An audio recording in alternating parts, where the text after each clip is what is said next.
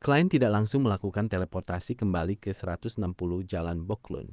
Sebaliknya, ia pergi ke laut bersama Enuni, menemukan tempat yang sepi, dan mengucapkan nama kehormatan dari The Fool. Kemudian ia mengambil 4 langkah berlawanan arah jarum jam dan melangkah di atas kabut abu-abu. Dengan satu isyarat, ia memanggil sebuah figur kertas. Segera setelah itu, ia mengambil salah satu kartu blasfemi di meja perunggu panjang di depannya, dan ia menempatkannya di dalam tubuhnya. Klein tiba-tiba mengenakan jubah merah gelap tambahan. Penampilannya tampak seperti karat dan bubuk mesiu yang telah ternoda oleh darah dalam jumlah besar. Sedangkan wajahnya tertutup oleh topeng emas gelap. Pola-pola pada topeng itu kuno dan menonjolkan kontras dengan mahkota yang ia kenakan, yang ditanami dengan permata yang bersinar merah, biru, dan hijau.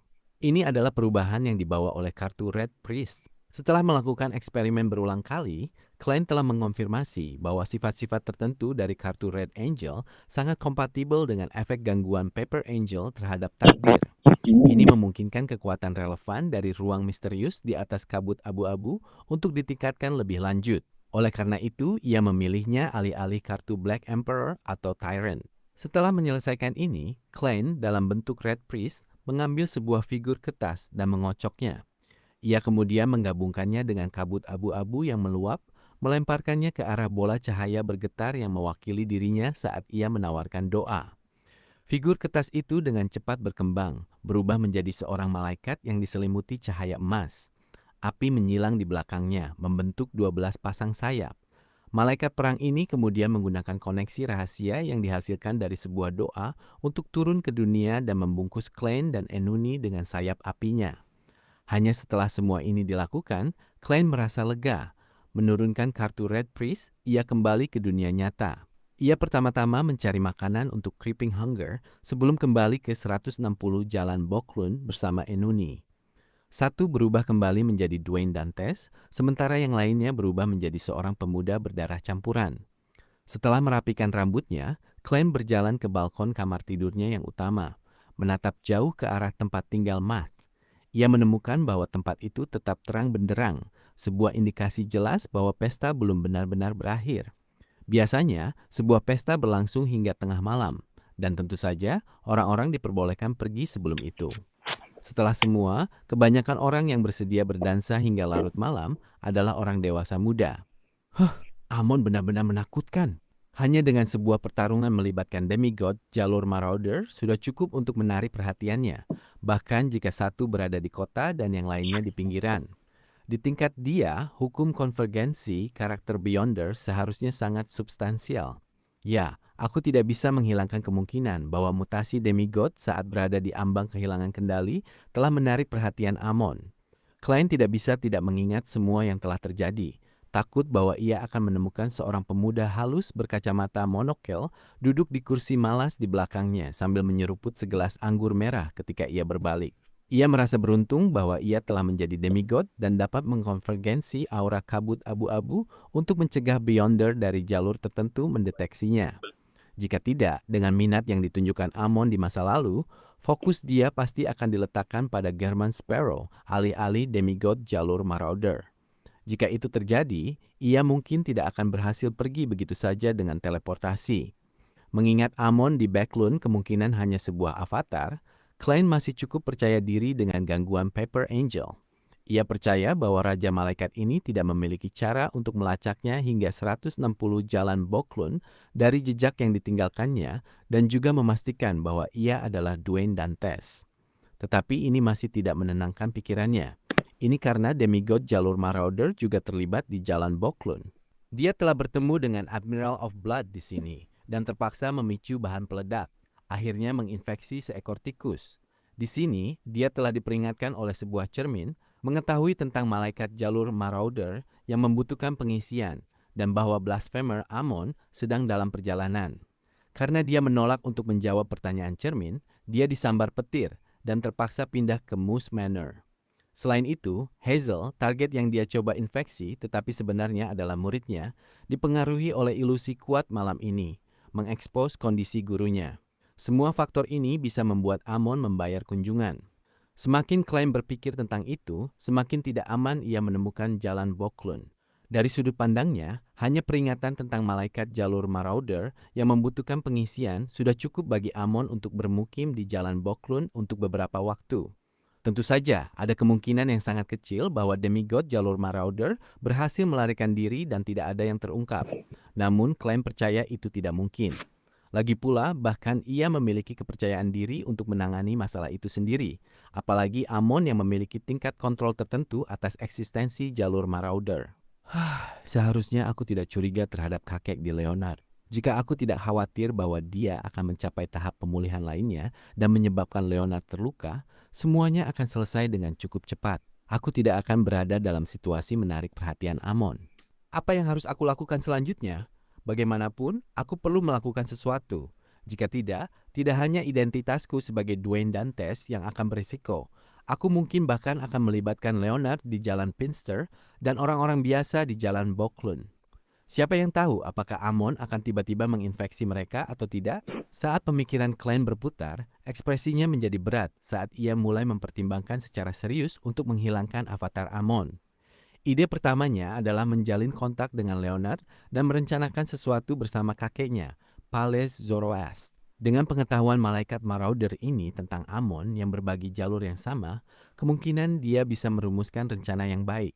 Klein segera mengeluarkan pena dan kertas untuk bersiap menulis.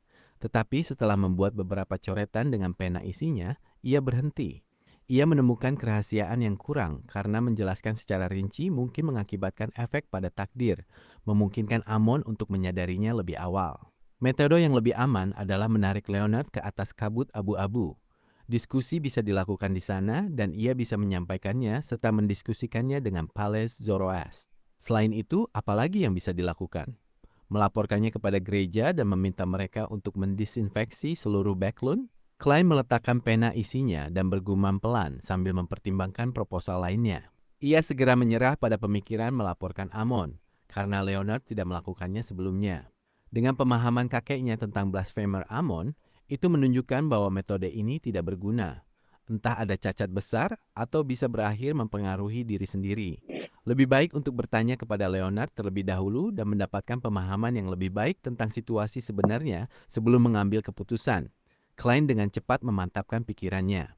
Ia sementara menekan dorongan untuk menggambar simbol untuk meminta Arodes atau menggunakan crane kertas untuk menghubungi Snake of Fate Wheel of Septine. Setelah memberhentikan Enuni, ia memasuki kamar mandi kamar tidurnya yang utama, mengambil 4 langkah berlawanan arah jarum jam dan tiba di atas kabut abu-abu. Duduk di kursi The Fool, Klein memanggil The World German Sparrow dan membuat orang palsu itu berdoa dengan khusyuk. Yang terhormat Tuan Fool, mohon beritahu Leonard Mitchell bahwa aku telah menemukan jejak blasphemer Amon. Aku berharap dia bisa segera menuju kerajaan Anda untuk mendiskusikan tindakan selanjutnya. Waktu akan ditentukan olehnya. Setelah melemparkan isi doa ke dalam bintang merah yang mewakili Leonard, Klein menambahkan sebagai The Fool, tidak perlu menyembunyikannya dari Pales Zoroast. Di pinggiran Northborough, di sebuah hutan yang jarang, Leonard mengulurkan tangan kanannya dan menahan sosok serigala liar yang kabur. Serigala itu mengerang saat nyala api yang membakar di matanya memudar, kembali ke keadaan normal. Tubuhnya memudar dan lenyap ke dalam angin. Namun, ia tidak lagi memiliki perasaan haus darah yang sebelumnya ia pancarkan. Semuanya tenang dan damai. Di benua utara, setelah era pucat, 7 gereja ortodoks bersama dengan berbagai negara secara bersama-sama mendorong untuk melaksanakan undang-undang pemakaman yang telah dilaksanakan dengan ketat hingga hari ini. Karena jumlah manusia yang berubah menjadi hantu sangat jarang, satu-satunya pengecualian melibatkan kematian yang sulit dideteksi di kawasan kumuh atau korban tenggelam yang tidak bisa diangkat tepat waktu. Namun, arwah orang yang telah meninggal tidak hanya terbatas pada manusia. Semua jenis hewan liar dan semua jenis makhluk dengan spiritualitas dapat menjadi hantu di bawah kondisi tertentu.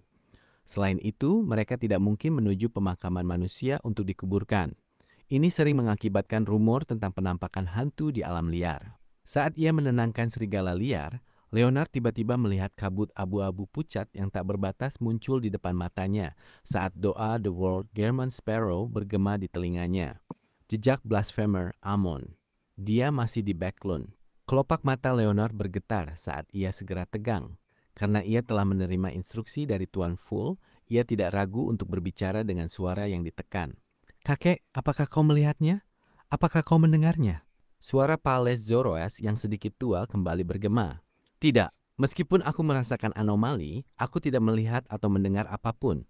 Itu hanya akan terjadi jika aku memperdalam parasitismu, yang memungkinkan aku untuk mengendalikan proyeksi astralmu secara langsung.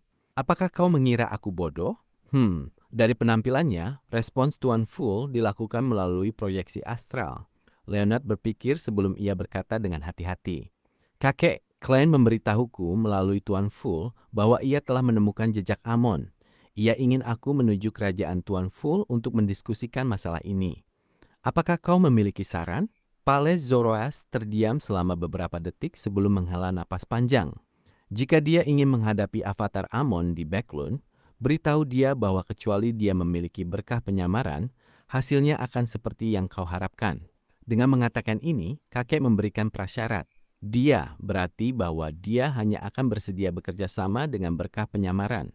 Pikiran Leonard berputar saat ia segera menemukan sudut gelap dan memberitahu The World, Klein melalui doa bahwa ia bisa melakukannya segera. Adapun bahaya yang diakibatkan oleh kehilangan kendali atas tubuhnya di alam liar, Leonard tidak khawatir karena ia masih memiliki malaikat jalur marauder di dalam tubuhnya.